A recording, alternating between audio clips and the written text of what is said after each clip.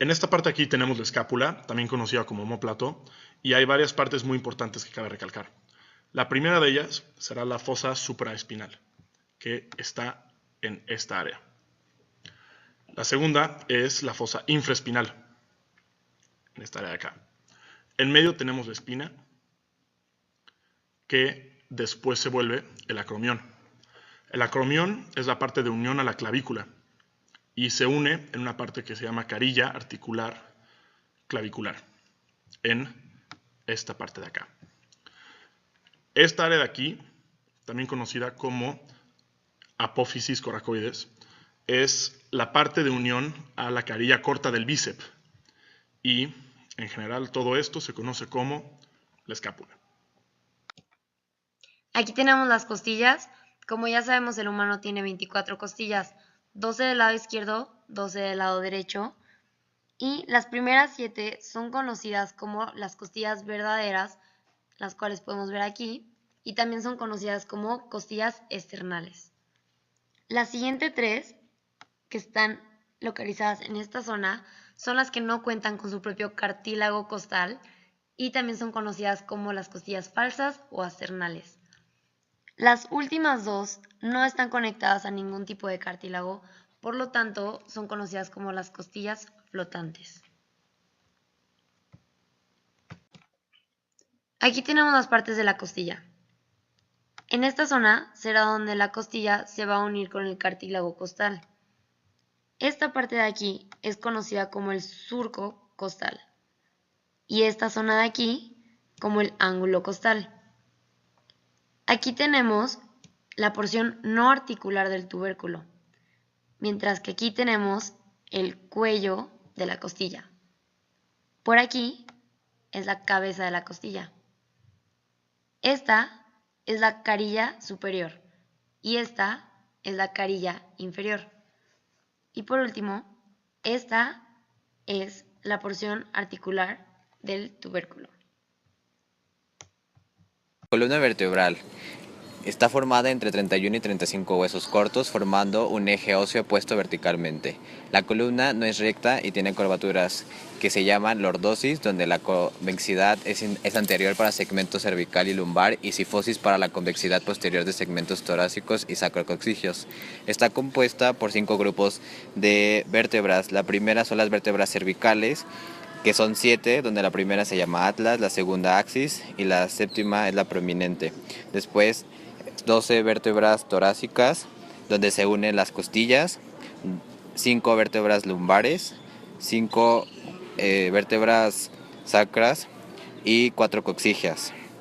Al mismo tiempo, estas vértebras hacen curvaturas, que la curvatura cervical está compuesta por las vértebras cervicales, la curvatura torácica por las vértebras torácicas, la curvatura lumbar por las vértebras lumbares y la curvatura pélvica, que está compuesta por el coxis y el sacro. El esternón es una placa ósea anterior al corazón. Está subdividida en 3 regiones: el mango, el cuerpo y la apófisis sifoide. El mango manubrio es la parte superior ancha y tiene forma de nudo de corbata. Se articula con las clavículas. El cuerpo tiene una forma de daga, es la parte más larga del esternón. En el extremo inferior se encuentra una apófisis sifoide. El sacro es una placa ósea que forma la pared posterior de la cintura pélvica. Se le llamó así por su prominencia como el hueso más grande y duradero de la columna vertebral. Los niños tienen 5 vértebras sacras separadas, que empiezan a fundirse casi a los 16 años de edad y con este proceso se completa a los 26 años. La superficie anterior del sacro es un poco suave y cóncava y tiene 4 líneas transversas que indican dónde se han fusionado las 5 vértebras. Esta superficie muestra 4 partes de grandes agujeros sacros anteriores pélvicos que permiten el paso de nervios y arterias a los órganos pélvicos. La superficie posterior es muy rugosa. Las apófisis espinosas de las vértebras se funden en un borde denominado cresta sacra media. La apófisis transversa se funde en una cresta sacra lateral menos prominente a cada lado de la cresta media. Una vez más, en el lado posterior del sacro hay 4 paredes de aberturas para los nervios espinales, que son los agujeros sacros posteriores. Los nervios que emergen aquí irrigan la región glútea y las extremidades inferiores. Un conducto sacro pasa por este hueso y termina en la abertura inferior llamada hiato sacro. Este conducto contiene raíces nerviosas de espina dorsal. A cada lado del sacro se encuentra una región con forma de oreja llamada superficie auricular, que se articula con una superficie cuya forma es similar a la del hueso ilíaco o coxal, y forma la fuerte y casi inamovible articulación sacroiliaca. El cuerpo de la vértebra sacra 1 sobresale de manera anterior para formar un promontorio sacro, que da soporte al cuerpo de la vértebra lumbar 5. En sentido lateral a la cresta sacra media, el sacro 1 también tiene un par de apófisis articulares superiores que se articulan con la vértebra lumbar 5. También en sentido lateral a estas se encuentra un par de extensiones largas rugosas con forma de ala denominadas precisamente alas. En el caso del coxis, entre los 20 y 30 años de edad se fusionan 4 pequeñas vértebras coxigias, CO1 a CO4 o CO5, para formar el coxis. Aunque es vestigio de una cola, no carece por completo de utilidad, ya que proporciona unión para los músculos del piso pélvico. La vértebra coxigia 1 tiene un par de astas, llamadas cuernos, que sirven como puntos de unión para ligamentos que unen el coxis con el sacro. El coxis también puede fracturarse por un parto difícil o caída. Los diferentes tipos de vértebras tienen características similares, que son un cuerpo, apófisis transversas, apófisis espinosas y el agujero raquídeo. El cuerpo se une a la apófisis transversa por medio del pedículo, y la apófisis transversa se une a la apófisis espinosa por medio de las láminas. A continuación, vamos a describir las vértebras cervicales, que son las primeras 7 vértebras. Son vértebras que se llaman de C1 a C7 dependiendo de su ubicación, y 3 de esas vértebras, C1, C2 y C7, presentan características diferentes. Una cervical tipo tiene un cuerpo rectangular, el cual tiene unas pequeñas apófisis llamadas semilunares, que forman una articulación con las cervicales que están arriba. En su apófisis transversa presenta el agujero transversario, por donde pasa la vena y arteria vertebral, que pasa desde C6 a C1. Una característica de su apófisis espinosa es que es bituberculosa. Las vértebras cervicales presentan 3 vértebras, que son diferentes al resto, que a continuación vamos a explicar, que son el atlas, el axis y la vértebra prominente.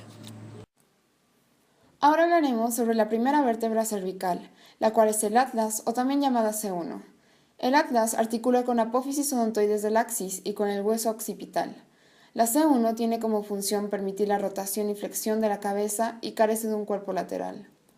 Veremos al atlas por la parte superior. El atlas tiene una forma anular y está constituido por 2 masas laterales interconectadas por un arco anterior y superior. Empezaremos desde la parte superior del atlas, donde tenemos al tubérculo anterior. Debajo de este está la fasa articular. A los extremos del atlas está el tubérculo transverso. A ambos lados del atlas se encuentra la fasa articular superior, la cual es cóncava, y debajo de esta está el sulco para arteria vertebral.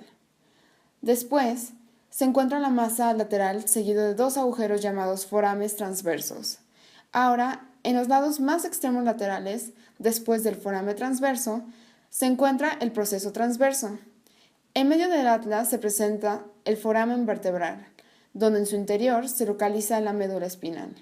Por último, en la parte inferior del atlas se localizan los arcos posteriores, finalizando con un tubérculo posterior. La C2, o también llamada axis vertebral, es la segunda vértebra de las 7 vértebras cervicales. El axis se encuentra debajo del atlas y encima de la vértebra cervical C3, que son con los que se articula. Su función es permitir la rotación lateral del cuello. En la parte superior del axis se encuentra un hueso llamado diente del axis o apófisis odontoides que se articula con el agujero central del atlas. En la parte inferior del axis está el cuerpo vertebral y al lado derecho se muestra la cara articular superior cóncava que articula con la faceta articular inferior de la vértebra de arriba. Debajo de la cara articular superior se encuentra la cara articular inferior, que tiene una superficie plana y articula con la faceta articular superior de la vértebra de abajo. Debajo de este se localiza el proceso transverso, la cual es una extensión lateral del axis que se adjunta con los músculos que mueven la cabeza y el cuello. El agujero transverso es un hoyo en el proceso transverso que sirve como pasaje a la arteria y vena vertebral. El foramen vertebral es la abertura que está en medio del axis que permite que pase la médula espinal. El arco vertebral encierra el foramen vertebral y le da protección a la médula espinal. Por último, en la parte inferior del axis se localiza el proceso espinoso, el cual es una proyección delgada formada por la unión de dos láminas. En el proceso espinoso se unen los ligamentos y los músculos que le otorgan el movimiento a la cabeza y al cuello. La vértebra C7 presenta una apófisis espinosa muy prominente y no bituberculosa, por lo que se le denomina vértebra prominente. Otra característica que la diferencia es por su agujero transversario, que no pasa la vena y arteria vertebral. Las vértebras torácicas. Las vértebras torácicas son 12, ya que a cada vértebra torácica le corresponde una costilla. Las vértebras torácicas tienen un cuerpo ovoide y presentan 12 hemicarillas articulares, donde se insertarán las costillas, a excepción de la vértebra torácica 11 y 12, que solo presentan una hemicarilla. Las vértebras torácicas tienen una apófisis espinosa alargada y rectangular, y va hacia abajo, y presentan la apófisis transversa con tubérculos costales. Ahí se articula el tubérculo de las costillas.